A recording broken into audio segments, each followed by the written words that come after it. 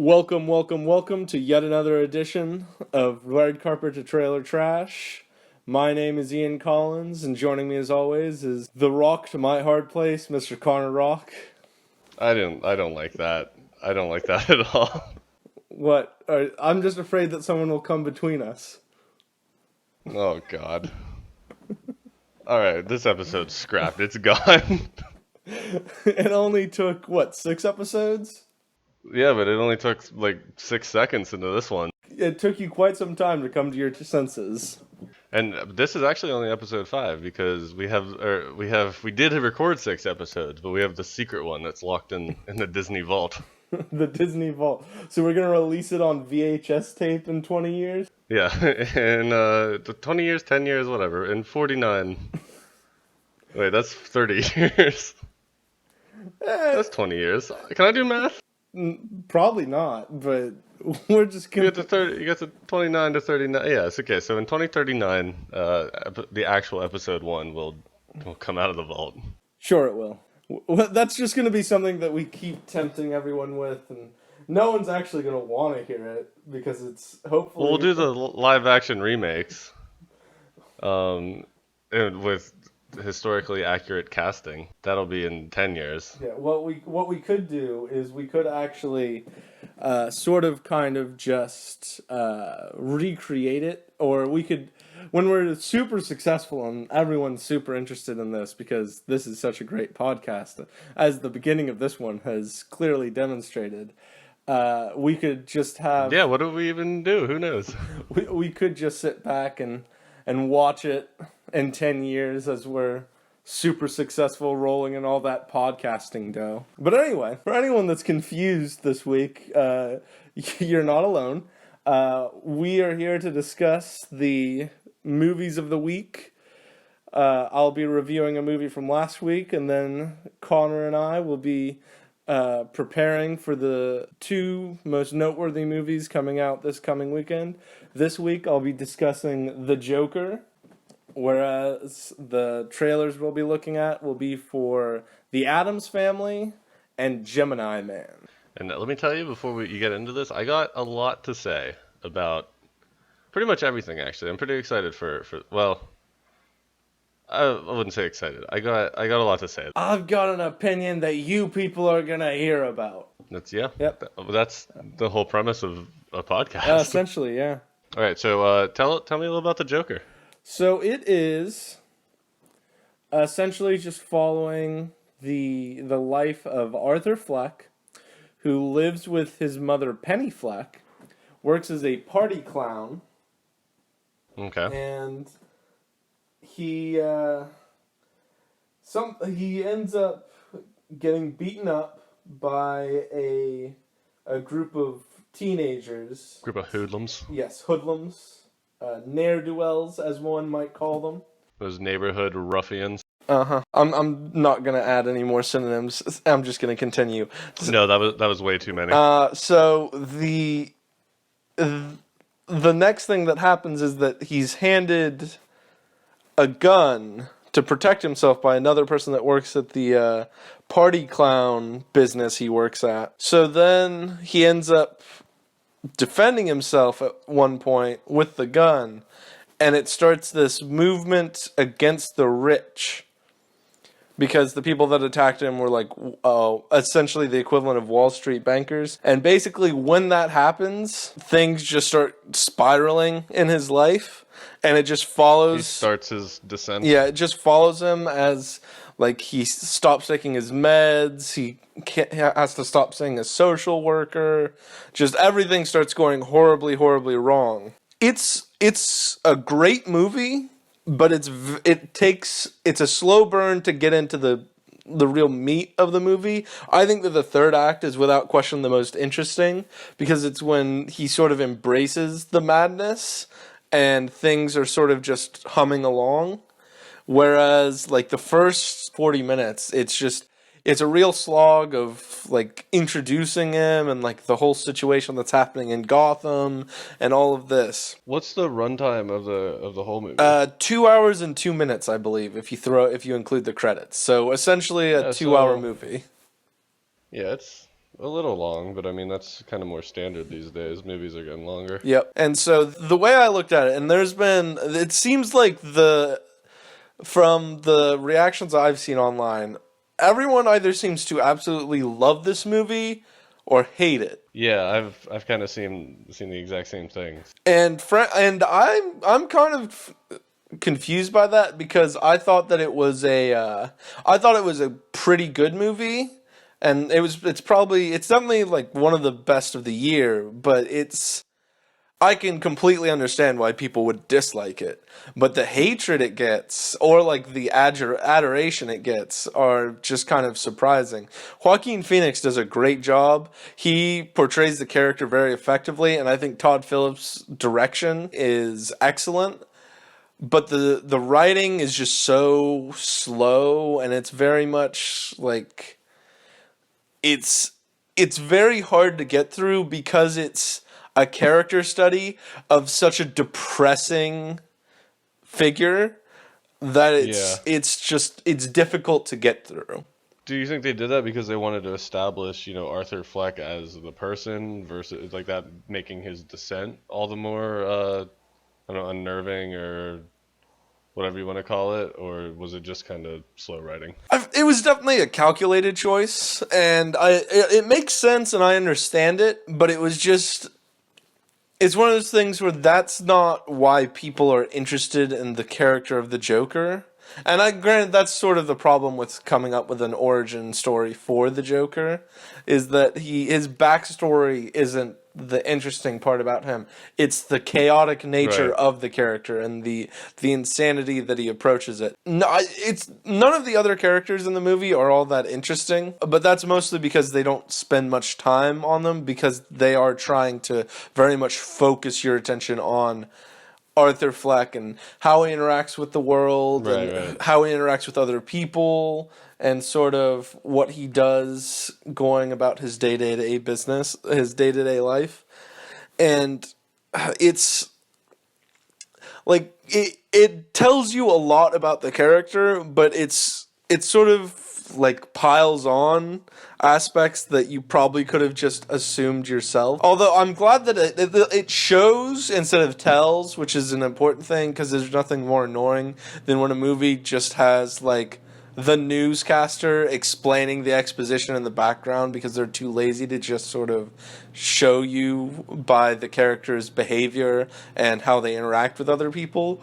But they really laid it on thick where just every single interaction he has with another person is just so painful to watch and how it just always seems to go poorly. So you mentioned that like they described the state of Gotham or whatever. I mean, does that have anything to do with it, or was that just I mean, that's like setting? I mean, that's more that lends itself more to the explanation for the third act than it does really to okay. the character itself. And the third act being the lower class uprising Yeah, sort of. It's there. or There like starts the to be riot or yeah, lots whatever. of protests. Some that turn into riots.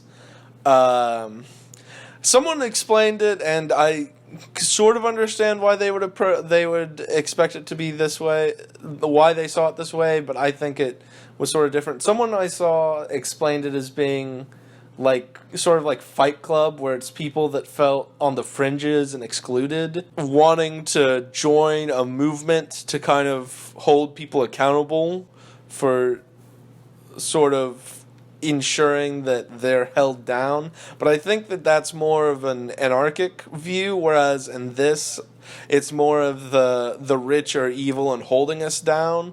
More so than just society as a whole is the problem, which is the case in Fight Club. Gotcha. So I do want to talk a little bit more about the reactions that people have been having, media outlets have been having, because we talked about it a minute or two ago, and it's been very mixed. But I've seen people, say that this movie was just absolutely not horrendous in far like as far as being a movie, but horrendous in its portrayal of like a man who was mentally disturbed or had mental disorder or whatever it is, and just like the absolute violence that he creates or he conducts. I don't know. I didn't see the movie, so I don't know how much is actually him or how much is this movement. Um, And then on the other hand, there's been people that have said, praising acting aside, directing aside, whatever, praising, the character study of this, I guess, like a mental health issue. Everything seems to stem around this mental health conversation, um, which we discussed last week, because we both kind of agreed it was like a kind of a bullshit conversation to have. How do you think the movie really plays into that, or was it just necessary because that is the character? Okay, I'm going to answer your question, but don't let me forget that I need to talk to you. If we're going to talk about the reaction, I need to bring up the New Yorker article I read about it. But yes. I think I know what one you're talking about, because I was maybe gonna bring, but yes, I agree. Okay, so the mental health aspect is interesting, and I wish I could speak more about it, but it's because I don't know much about sort of psychosis. The most people when they're talking about mental health, I assume, are talking more about sort of disorders and problems. Like most people think more like depression or anxiety or schizophrenia, these sorts of things. But the Joker is on 7 different medications and specifically states that all he has are negative thoughts. Yeah. And so it's hard to tell they don't specifically indicate what he has, but I would guess it's sort of a, and this is me talking out of my ass. I guess it's supposed to be more of a like dissociative schizophrenic psychosis where he can't, like, he has difficulty placing himself in the world. And I think that that's such a narrow, and granted, like I said, talking out of my ass, I think that's such a narrow view that saying that this is any sort of commentary on mental health as a whole is kind of hard to do. Because there are people out there that are violent psychopaths. Like they have antipsychotics for a reason. And so the idea that there's no one that could possibly be actually dealing with this they're talking out of their ass, because it's definitely a plausible thing that someone is trying to restrain themselves from these negative thoughts that they're having on such a consistent basis about murder or violence or things of that nature. But this is such a unique character, and then it's based on someone that's known for such supreme violent acts that it's difficult. Although there are aspects where they do seem to make sort of conscious statements about it. Like at one point, because Arthur Fleck's trying to become a stand-up comedian, he carries around a notebook that he writes his jokes in. And one of his, like, it's more of like a journal that he writes down his thoughts and jokes. And one of the things that they really emphasize in one scene, because it just takes up the entire screen, is that he wrote down, the funny thing about living with mental illness is that people expect you to act like you don't. And so it's something where I can understand why people would be thinking it did a good job of trying to bring attention to it or being upset about it. But frankly, I think that this is such a unique case that it goes back to what we said on the last episode, where It's just unfair to try to have that conversation. yeah, Really. using someone that's known for literally murdering thousands and thousands of people as the example for anything for mental health is not a good case study. And so trying to make it one, I think, is just a fool's errand in and of itself. That's fair. I mean, and we'll get to. Well, I guess we'll transition to the Yorker article with this, but there's also been a lot of media outlets, and you said this last week, but even like I've noticed it now.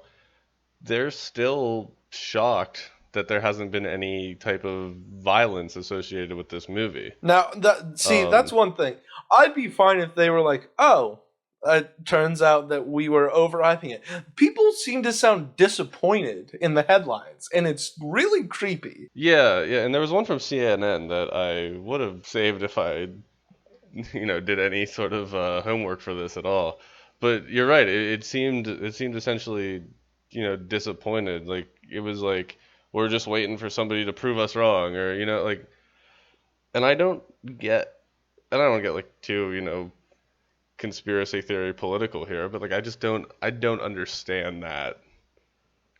It's that might honestly be the most terrifying part of this movie release to me is this like media Well, disappointment and or I've seen multiple people point it out that the articles that they're posting about it just continuously, because I've probably seen about a dozen different articles. Now I haven't read a dozen different articles, but I've seen about a dozen different articles over the last 3 weeks talking about the possibility of a gunman and violence from incels and things like that. And people have pointed out that that would probably lend itself more to instigating and motivating someone, because they would know full well that they would get wall-to-wall coverage about it yeah. if that were to happen. And that's one of those things that copycats are some of the most common because of the news coverage. And that's one of the reasons people suspect mass shootings have gone up,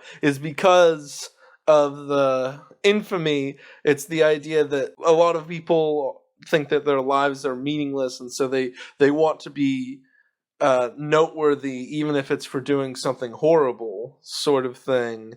And so that's why they're willing to go out and do such a horrible act, is because it will give them the sort of attention that they feel that they either want or that they may think that they deserve, or something like that. Yeah, and I mean, yeah, I agree. That's true. But what was in this article that you read?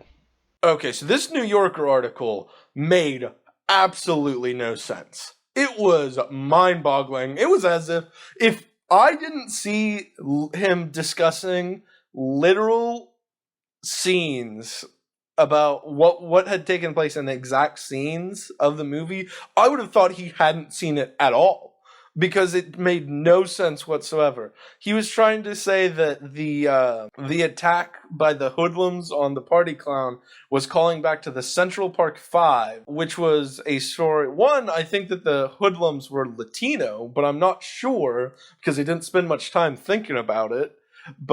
And the Central Park Five was about five black people accused of committing a rape on a white woman. So I'm not really sure what the connection between that and a bunch of teenagers attacking a party clown are. Then he tried to say that the attack on Wall Street bankers in a subway was calling back to another crime back in the 80s, but it was whitewashed. And then there were basically, he was trying to racialize something that was so very clearly designed as being a class issue that it was mind-boggling to me. Like, they openly state that there are actual headlines on newspapers of people saying that they want to kill the rich.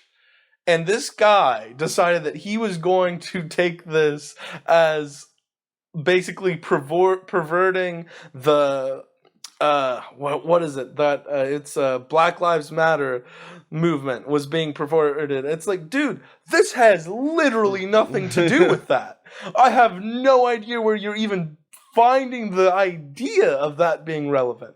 It's so interesting when someone makes such an obvious declaration of what the movement is. And I'm not even sure if if this movie was attempting to be political or trying to send any sort of message. But if it was, it had literally nothing to do with race. And I mean, It's it's definitely. I mean, I didn't see it, but it's obviously about class issues because that's what Gotham City is. That through the whole history of the comic books, I mean, even look at the Dark Knight Rises. It comes up in that. It's like the poor versus the rich, and it's never been racialized. But I think people just like to kind of grab at stuff and pull strings and hope that that it makes enough people angry to get it popular these days. So I absolutely believe that that guy was making And when you say he, you mean like the author of the article, I Yes. think. Uh, Do we want to put that guy on blast right now, or I we don't know actually for remember his name. I think our... the column he writes is the front row for the New Yorker. I think his name is Eli Lake, but I actually no, I'm pretty sure it isn't. I think that's someone else. All right, well, just I've never seen his this column before, but it was circulating around because everyone was wondering what this guy was smoking when he decided to do this analysis. You want to talk about trying to just crowbar your own personal political football into a movie? That's what this guy did. yeah, that's journalism. That's showbiz, baby. But I mean, all in all, how was it? Last week we were pretty optimistic. We said it looked pretty good, not only as like an origin film, but as a movie itself. So I mean, unless you have more to say, but what's your overall? I'd say that this is probably, in terms of like how well made the movie is, this is probably the second best movie of the year. Oh, okay. But my biggest problem is one is that while this is like a character study and it's very slow in parts, we had talked before about the Once Upon a Time in Hollywood and how that's been criticized as being slow in parts as well. But the difference is that in that one, the characters are more charismatic and charming and enjoyable to spend time around. Easier to watch. Whereas this one, while it's well done and it's effective and it does what it's supposed to do, it's just depressing and not nearly as enjoyable.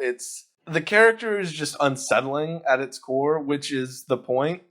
And so it's not as much fun to sit and watch a character study or like a slow part where it's just analyzing what he's doing for like 15 or 20-minute stretches. That makes sense. Also, I'm pretty sure Once Upon a Time in Hollywood is the one that's in our vault. I believe so. Yeah, so now they know. If it wins the Oscar for Best Picture, does that mean we have to figure out a way to release it? Yeah, well, I'll go back and I'll get in there and we can release it because you called it. That is my current projection. The only movie I see so far that looks like it's, in my opinion, going to be competitive with it is Ford versus Ferrari, which comes out in about a month and a half. This is the first I'm hearing of it, but I'm sure we'll talk about it in about a month and a half. Oh, I'm certain we will. Has Matt Damon and Christian Bale. Christian Bale, the greatest living actor. No, that's fair. Okay, I was gonna fight you on that, but I mean, I would accept a few. People say Daniel Day-Lewis. Daniel Day-Lewis, yeah, he's up there. But like, Daniel Day-Lewis always seems to take roles that I'm not super interested in watching him in. Yeah, it's very like, I don't want to say pretentious, but well, no, the roles he takes aren't pretentious. He is pretentious. For his last movie about being a tailor, he legitimately learned how to become a tailor for a fucking year and a half. Dude, just learn how to act. That's the point. You're not acting anymore. You're just doing something you know how to do. You just are a tailor. It's method acting. It's just, I never thought of it that way though. That's good. He's not acting. He just is a tailor. I think Michael Caine is the one that said it best. It's like, what the fuck are you talking about? I show up, I read the lines, and I fucking leave and go home. That's all I do. Method acting? What is that bullshit? All right. So let's look ahead. In the segment that I think should be called "How Much Does Hollywood Want Money?" At least this week. Oh, which one is this? Oh, this was about both of them. Oh, okay. So what do you want to start with? We can start with Addams Family. Or you want to start with Looper? Or I'm sorry, Gemini Man. Let's talk about Gemini Man. All right, so. I don't know. You go first. Let's mix it up. What are your thoughts? Okay, well, before we can talk about the different scenes from the trailer. Yeah. I'm not super interested. This movie seems like it just doesn't seem like a very interesting movie. It has probably one of the worst lines I've ever heard in a trailer before. If you don't remember it, which I'll be surprised because it stands out. It's you made a person out of another person. Yeah, dude, that's what cloning is. Glad you're on the same page as us. It feels like that bit by John Mulaney where you're explaining something to Ice-T on Law and Order SVU. Yeah, yeah. It's like, so you're telling me that there are guys out there that can't stop betting on the ponies? And this is like him explaining how cloning works. Yeah, okay, so I guess real quick, the plotline looks like Will Smith was some kind of like assassin or like hitman, secret agent, spy, whatever. Yeah. And then he like leaves the company Goes or rogue of some whatever. sort, yeah. Yeah. And then they send a clone of him that they had, like just on backup, I guess, to go kill him, and then they meet. And there were two. Did you watch both trailers to this, or did you watch the first one? I need to tell you this. I have seen this. I've seen probably 30 movies this year. 33 movies. I have probably seen one of the two previews for this before at least 3/4 of those movies. Yeah, I've I forgot seen that it you get so you're many trailers in the the only movies that it isn't before are the like super obscure ones where they just play like more of an indie film sort of stuff, and even then they'll usually play it, or like the Abominable. They didn't play it before because it's a kids movie, and so it wasn't designed to appeal to children. So I don't know. I gotta say, like, to me, it really seemed like somebody watched Looper, realized that they have like the technology now to make Will Smith young. Like they did it to Michael Douglas and Ant-Man. They made Princess Leia exist in the new Star Wars. So they have that kind of technology. Marvel's basically doing it with everybody now. Yeah, that's true. They did it with Iron Man. They did it with Sam Jackson, the highest grossing actor of all time. Is that true? Yep. I did not know that. Yeah, because he's been in like almost every Marvel movie. Yeah. And then he was in two of the prequels for Star Wars. He was in Pulp Fiction. Like, just looking through the list of movies that Sam Jackson's been in is fucking ridiculous. Yeah, it's a big. I believe that. But anyway, so they have that technology, and they were like, Will Smith, he needs another action movie, so let's have him fight himself. Like, I don't know. It looks like it's gonna be an action movie. We could have the same conversation we did about Gerard Butler is the president's bodyguard. Angel Has Fallen. I think this is different because it's at least kind of unique. It's I guess. technically a new idea, I believe. I don't know if there's a source material for it, and it's so rare to actually have a movie that isn't based on a book or a reboot of a previously made movie or a reboot of a TV show or something like that. So I appreciate that, but man, this is not. It's not looking like it'll be super great. Yeah, I don't have high hopes for it. But there is, so at the line of this, or the end of the second trailer, there's one line that kind of stuck with me, and that's when he's like talking to his younger clone, Will Smith, that is, and he says, like, because what happens if somebody finds out what we really are? And that, I don't know, I think that they left it there to like add a little bit of, mystery or suspense, yeah. Yeah. So I mean, I think like 9 out of 10, he's just talking about like how good of like a trained killer / spy / whatever he is. But I'm gonna put my money down right now and say they're aliens. That would be an interesting twist. I mean, because like, why else would they include that? Be like, what we really are. Yeah, unless he's just like being angsty. There's no reason to say that to him. Unless he's sitting there like, I mean, I guess they could just be talking about being clones in general, but I think yeah, that's actually probably it. I think that your idea of them being aliens, and that's why they call him Gemini Man, would be much more interesting, though. Like he came from the stars. Oh, I thought maybe because aren't the Gemini like the twins? Yep, it's the constellation of twins. Yeah. So that's why I was thinking it would come from the stars. Yeah, and then it would fit. It would be like a double meaning for Okay, we'll go aliens again. I'll put my money back on aliens. I mean, that's I more think it'd be interesting than what they probably did. So, yeah, it'd just be like someone's gonna find out that we're clones and they have this yeah. fun discussion to have. Is Will Smith over the hill? Is he done? Ooh. All right, so I cannot think back to a role I've liked him in for a while. So a lot of people enjoyed Concussion. I never actually saw that one. I did not see Concussion, so that could be. I think he might be over the hill for this type of movie. Like he's still a good actor. Is he? I don't know. I thought he's pretty good. I Well, mean, like you just said, what was the last movie he was good in? I liked him in 7 Pounds.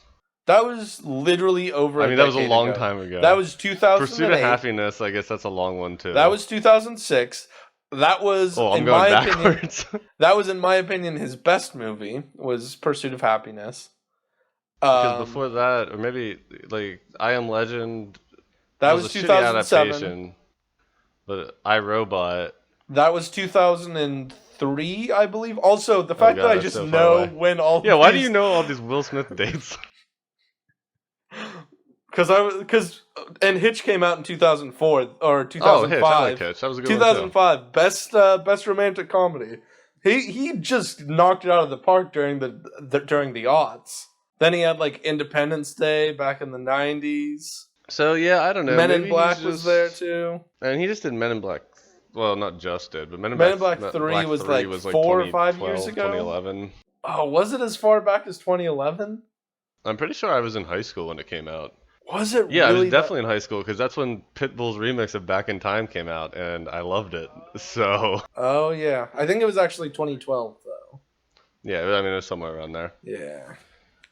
But I don't. I mean, I think he's still got the potential, but he also is like focusing a lot on his kids these days.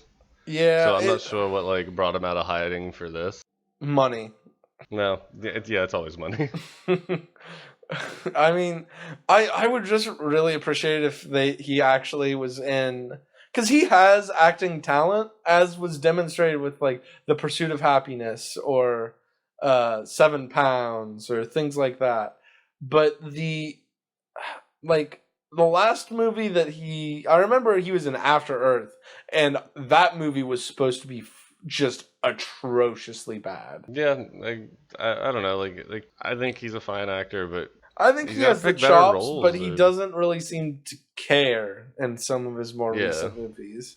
Yeah, I mean we've gone this long and we haven't even mentioned Suicide Squad, so.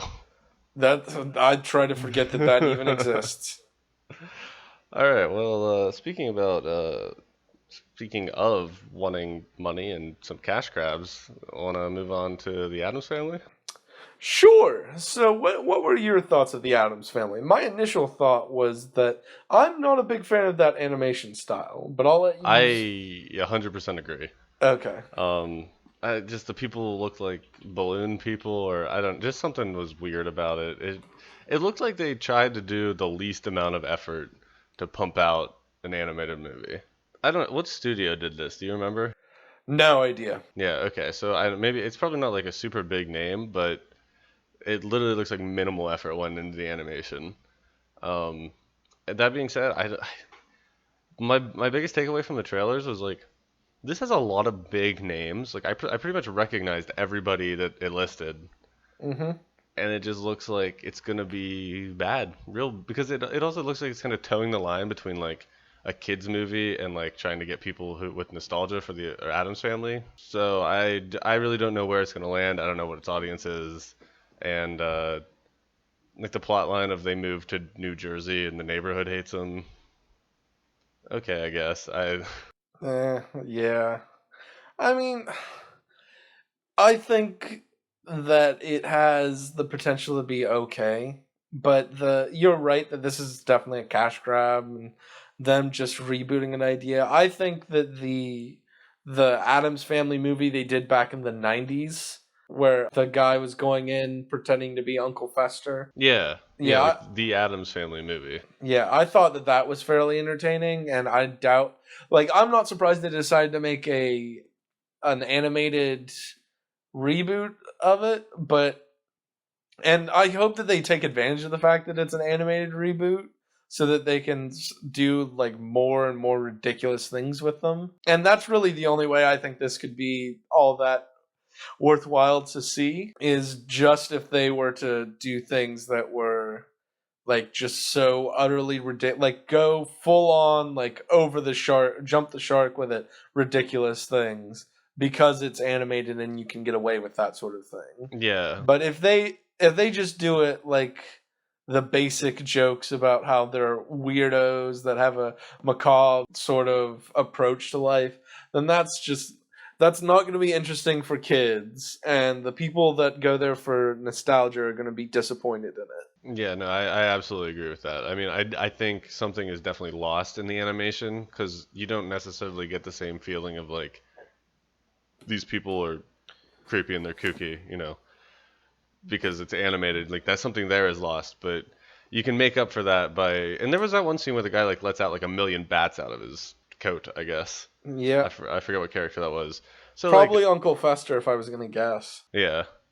So I mean that's not super over the top. Like you could do that with real people in CGI these days pretty easy. But I agree. They gotta like kick it into high gear if they're gonna maintain some type of audience. Because like I said, I have no idea who it's for. And also, you know what pissed me off about this trailer? What? There was 4 different songs in it. I didn't even Because notice that. yeah, well, it could have only been 3, and I like maybe they just changed from like verse to chorus, and I didn't notice because like they had like cuts of them talking in it.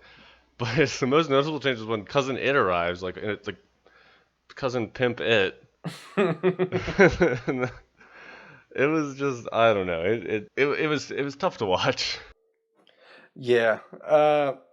On the note of music, have you heard of this guy Sturgill Simpson? Um, I have not heard of his name. At least I don't think. Would I know his work? I don't know. He's a musician. He was on the Joe Rogan Experience, like last week, I think.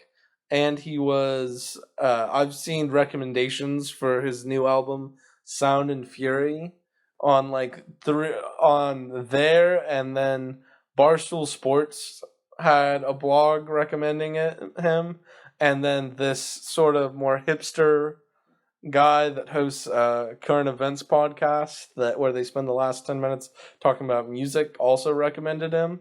So I decided to listen to the new album, and it's pretty good. Sturgill Sterling? Sturgill Sturgill? Simpson. It's Simpson. easier to just look up Sound and Fury. It's definitely worth a listen. It's a pretty good album, and I have not listened to new music and I can't even tell you when.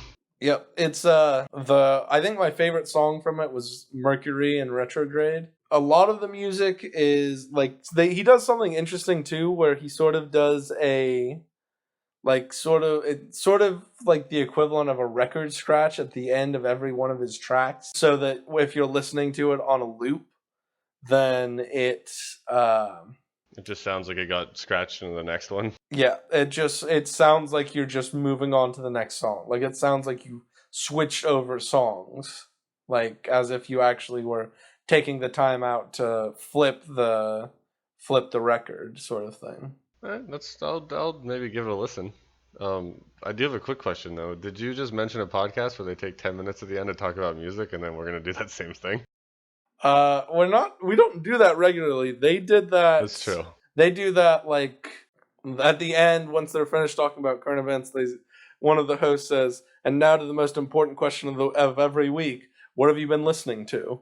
And so then Got they it. discuss albums that they've been listening to this week, and then at the end of every year they do an album of the year podcast. Are we sponsored by them? I haven't even said what their name is, so I doubt Oh, it. that's fair enough. Yeah, okay. I mean, we can talk about some bull. Well, it's just this week was a bad one Well, for that's the because movie trailers. It's not the a whole Joker. lot. We spent almost 30 minutes on the Joker. It's that the movies upcoming for this weekend are just not interesting. Like it's Yeah. like the Joker. I saw that it has the largest opening in the history of October. Like no opening in the month of October has been greater than Joker was, which indicates that Something. yeah, it indicates that no one ever releases good movies in October. They usually have this little gap in like September and October and then the first half of November because they're trying to pile it in at the during the holidays, so for Thanksgiving and then December because one, that's when a lot of people visit their family and that gives the excuse for people to say that they spent time with their family without actually having to talk to them by going to the movies. That's why I take my mom to a movie every year for Mother's Day. Except Mm-hmm. for I haven't for like the last 5 years. But That's she's stocked them up. Or I did last year. We went to see Avengers. It was her choice. It wasn't mine. really, huh? Yeah, well, I don't know. I had to explain. She didn't see Infinity War, and then she wanted to see Endgame. And then I was like, I literally had to spend 20 minutes in the car before the movie, being like, okay, so here's what's going on. Yeah, I'll be honest, wanting to jump into Marvel now would be such a pain in the ass. That's how I feel about Game of Thrones right now. Well, Game of Thrones now you should be fine. It was when the final season was going, you didn't want to be any part of it. That's probably true. I mean, but like the Marvel's like, I mean, at least that arc is over, so it's kind of the same. It's just so much. Well, the thing is that even if that phase 3 is over, so that huge arc is done, they're still going to make references to things that have already happened, and sometimes that's it may true. be more of like like an Easter egg, but other times it might be actually fairly important. Like a legitimate plot point, yeah. Yeah. Did you hear? Is it true that Robert Downey Jr. is coming back for Black Widow? I hadn't heard that, but I hope that's the case. It would probably just be a sort of a See, I feel the cameo. other way. Well, Yeah. Black Widow's also spoiler alert for the two people that haven't actually seen Avengers Endgame, and then again, those two people wouldn't be listening to this podcast. But That's true. she's dead. Like Natasha dies. Yeah, so I mean, it's in the past, Yeah, so so yeah, it it has makes to sense be that he's there as backed well. up. So like he could, but I don't know why they would make him a main character in it. Like it makes more Yeah, sense I mean, to me. I think he'd probably be Tony Stark like before. I mean, because she was introduced in Iron Man 2, so it would be like him, like either real early on or like as weapons developer Tony Stark. Yeah, and granted, he was enough of a narcissist that he may have met her and not remembered her, but that was the first time he had ever met Black Widow. And I'm going to sit here and take the strangely feminist approach that how much bullshit is it that they waited this long to make a Black Widow movie? I think that would have been, if they would have made that movie, they should have made that movie in like phase 1 and definitely in phase 2. Yeah, I kind of agree with that, but at the same time, like when you got like this isn't anti-feminism or like anything against Black or like Scarlett Johansson's character as Black Widow, but like when you have such like a pantheon of heroes that you're trying to bring to the screen, a standalone like karate lady movie isn't that interesting to me. Well, that's spoken like someone who doesn't know fuck all about the backstory of Black Widow. Her backstory is far more interesting than anything that they've shown that they showed in the first two Thor movies. Isn't it like real dark? Like she was like a orphan at like a dance academy slash like spy school where they made her kill all her classmates or something like that. Yeah, some stuff like that. I think they also gave her a hysterectomy as a child. Oh yeah, that checks out. Yeah, like they did some real fucked up stuff to her, and so it's super dark. But the idea of, I mean, it's just another spy movie, but it's also a change of pace from most Marvel movies, and it's sort of like what they did with Thor Ragnarok being basically a buddy cop movie. Yeah, that's true. Or it the could like Guardians if they of the would Galaxy. It's a change of pace, Yeah. and it's perfectly set up for that. It's not like I'm suggesting they should have done a Hawkeye movie because that would have made no fucking sense. Yeah, that would have been. I mean, I like Jeremy. Like same thing. Just replace Scarlett Johansson and Black Widow with Jeremy Renner and Hawkeye. You know he has an album out? I saw that. I think it's like a jazz album. It keeps coming on in like Sears commercials or something in Hulu. I don't know. Yeah. I want to listen to it. But yeah, so I could get behind like a duo movie with them. I'm I still not think sure I how I feel just about Black granted Widow. this is me talking, having no idea of Hawkeye's backstory, but I feel like Black Widow is more interesting, and I think that would have been a better idea than in just introducing Captain Marvel, because Captain Marvel is so OP, it's fucking ridiculous. Oh yeah, okay. We're at 50 minutes now. We don't have time enough to get into the ridiculousness that is Captain Marvel. Or how terrible Brie Larson is in every Marvel movie she's been in. Yeah, I, and I like Brie Larson. I think she's like, Didn't she win? but I think she I don't know won an why she Oscar just, for her performance in The Room.